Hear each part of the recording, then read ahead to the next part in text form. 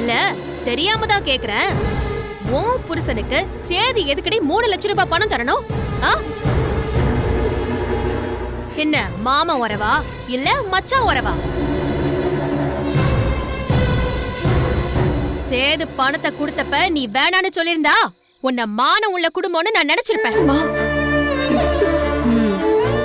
உங்க அந்த பணத்தை கமுக்கமா வாங்கிக்கிட்டு இங்க வந்து ஒண்ணும் தெரியாத மாதிரி நடிச்சுக்கிட்டு இருக்கியா? இங்க பாரு, உனக்கு விடியற வரைக்கும் தான் டைம்.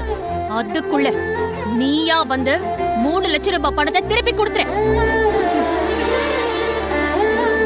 விடியறதுக்குள்ள பணம் கைக்கு வரல, உன் மவளை காட்டிதான் பணத்தை புடுங்குறேன்னு ஊர் முழுக்க உன் குடும்பத்தை அசிங்கப்படுத்திடுவேன். வேணாமா? ஏய், நிறுத்துடி. இந்த நடிப்பெல்லாம் வேற யார்கிட்டயாவது வச்சுக்க, என்கிட்ட வச்சுக்காத. போ. வேற யாராவது உன்னை பார்த்தா இங்க நடக்கிறதே வேற. போன்னு சொல்றேன்ல.